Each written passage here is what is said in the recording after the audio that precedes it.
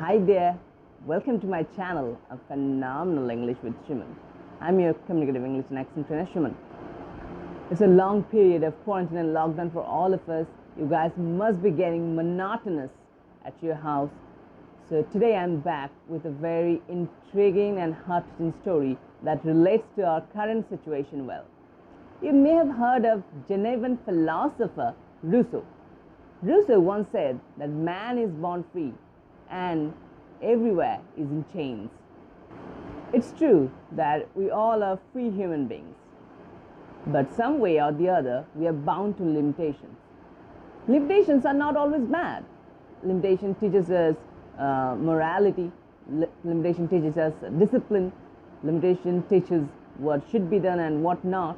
And when we venture out to go beyond the limitation, sometimes the tragedy strikes.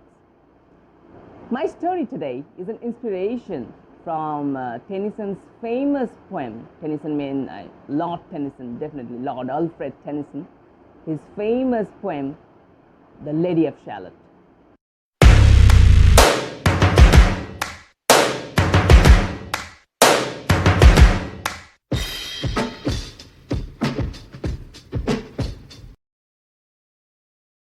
So today I'm going to tell you in story form the tragedy that befell the Lady of Shalott. The story is contemporary of King Arthur's time in medieval age. There was an astounding city in King Arthur's reign called Camelot.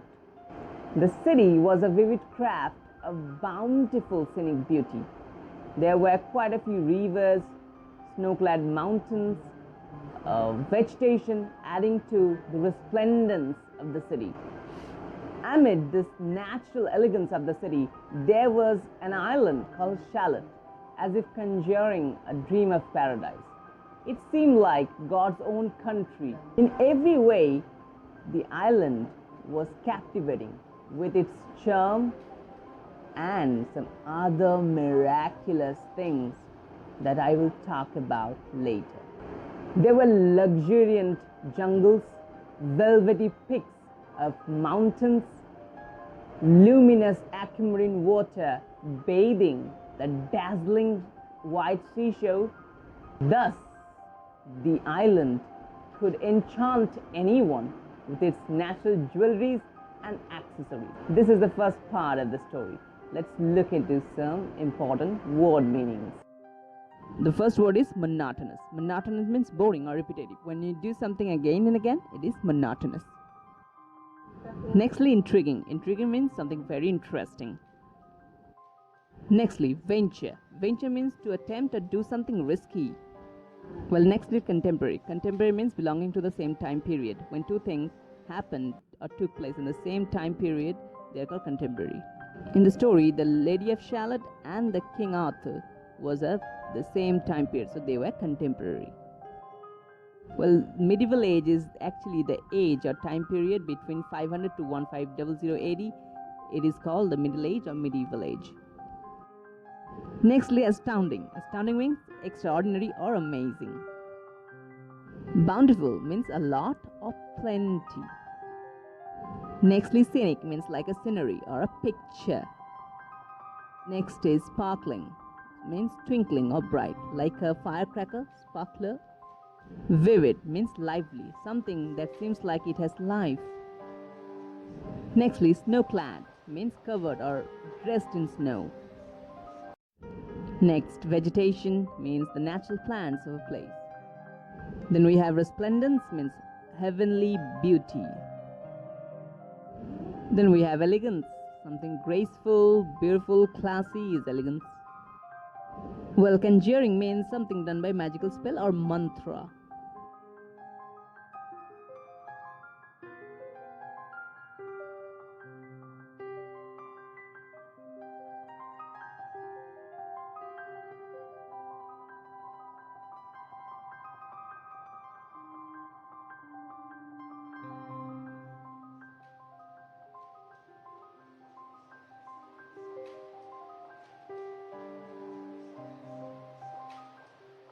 Enchant means fascinate, to captivate someone, to hypnotize someone with magic.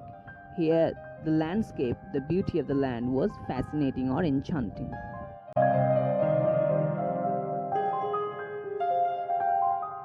In the central part of the island, there was a palace with an unprecedented grandeur, and it had a lake all around. As of now, we just talk about the beauty of the city, island, palace, but now it's time for the most charismatic of all. That is the lady who would dwell in the castle. People would say that words fail to depict the mind-boggling beauty of the lady who would dwell in the castle solitarily. Oh, her eyes had the profoundness of this ocean. Her rose petals like parting lips had the smile like a moon, and her hair was no less than a cascade. And when she would sing with her voice, oh, that mellifluous voice, even the nightingale would grow envious with. Like every wondrous creation of art attracts perils, she was of no exception. She was captivated in the castle with a magical spell unknown. She just had a mirror in front of her, and she'd weave an embroidery day and night, and was only permitted to have the glimpse of the city behind her just from the reflection on the mirror. All she knew was if she ever looked back, a nightmare would strike on her. Throughout her youth, she had been domiciled in that castle. This is the second part of the story. Let's look into some important word meaning. The first word in the second part is unprecedented. Unprecedented means something never seen before. Next we have grandeur. Grandeur means something of a splendid quality, something of nice quality. Then we have charismatic. Charismatic means something of magnetic charm and beauty.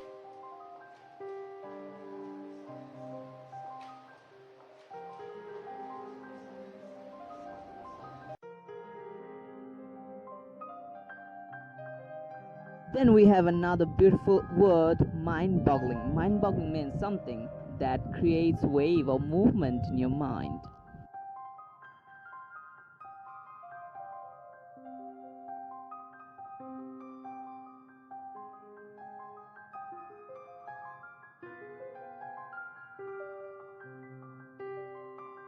We have another beautiful word called mellifluous. Mellifluous means something nice and sweet to hear. Something that sounds very soothing, it's called mellifluous.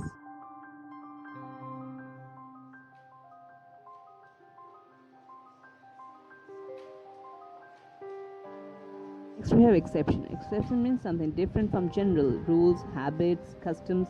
Here the lady was equally danger prone like other beautiful things in the world. Therefore, she was of no exception.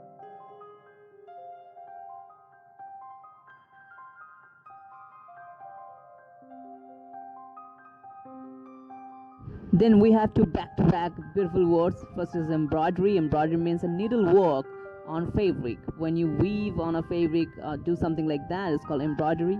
Nextly, we have glimpse. Glimpse means just a brief look for a moment. When you just see something for a moment, it's called a glimpse.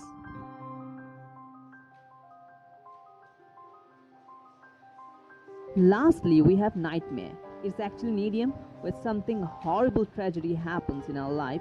We often compare it to nightmare.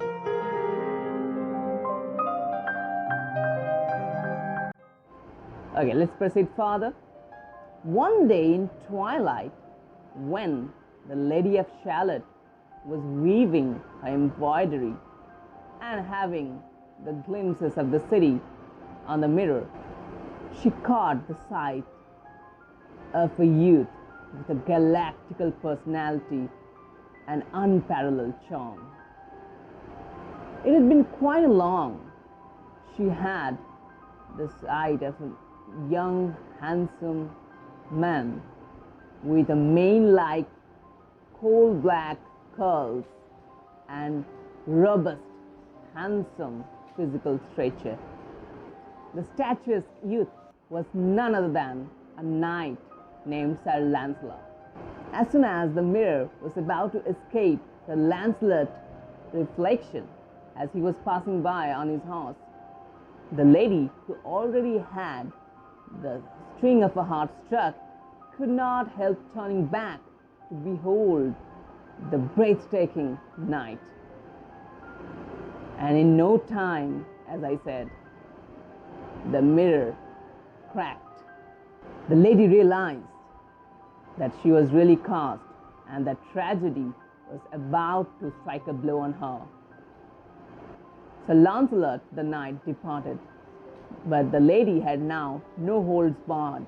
The lady came out of the chamber, dashed along the aisle. She just came downstairs in a haste. There was a boat anchored near the lake. She dropped the anchor. She scribbled her name on the edges of the boat. She grabbed the oars and started rowing down the river that connected to the city Camelot. Through the darkest of night, she kept on rowing to the city of Camelot. The weather was not favorable either. There was a storm that arose that night. But the lady kept on rowing, singing a mournful carol. This is the third part of the story. Let's look into some important meaning. Here we have an amazing word, galactical. Galactical means great, excellent, extraordinary. Sir Lancelot had galactical personality. Then unparalleled means not comparable to anything. Sir Lancelot had an uncomparable or unparalleled charm. Well, next one is one of my personal favorites. It's statuesque. Statuesque means as beautiful as a statue. Someone who is tall, slim, well built, be it man or woman, is called statuesque.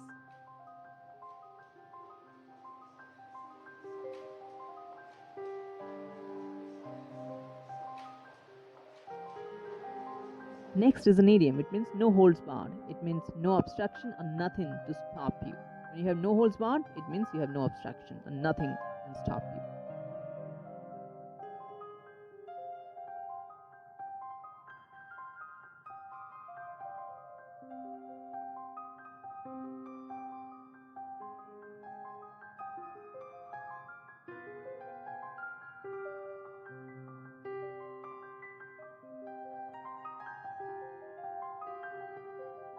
Next is mournful. Mourn means to be upset after someone's death, to observe the sadness. Here, mournful means something related to death. Next is carol. Carol means a song of celebration. Now, I said mournful carol. It's like two completely opposite things, day and night, like kind of thing. So this kind of thing in literature called oxymoron, right? Here, the woman, Lady of Shalott, was happy because she was about to see Sir Lancelot in Camelot City. At the same time, she knew that she would soon die, so it was mournful. So a carol that was mournful. Let's proceed with the last part and the final part. I hope you guys are enjoying it. The night was dark and full of terrors, and so it was for the lady, as she froze to death in such a stormy night before she could reach the city of Camelot at dawn. In the morning, the lords and ladies of Camelot discovered her dead. Sir Lancelot himself went to the spot and bowed to the lady. He gazed at her pale but sheen face and said, her heavenly beauty can only be honored in the paradise. Probably God has invited her there. They soon came across the scribble on the boat, Lady of Shalott, and understood who she was. That's the end of the story. So in life, like as I said, we need the limitation sometimes. And as I said, this story, relates really well to our current situation. Right now, we are fighting against a pandemic. So we need some limitations. We need social distancing. We need quarantine. We need lockdown. So just together, being separately together, we must fight it back. We must fight this COVID-19. So be in your limitations, stay back at home and fight. Because the story tells, sometimes when you go beyond your limit, the result is not always the best. But we want the best result for our art, for ourselves, for our near ones. We must know our limitations right now. That's all. I'll be soon back with another intriguing lesson. Till then, stay tuned. Take care, stay safe.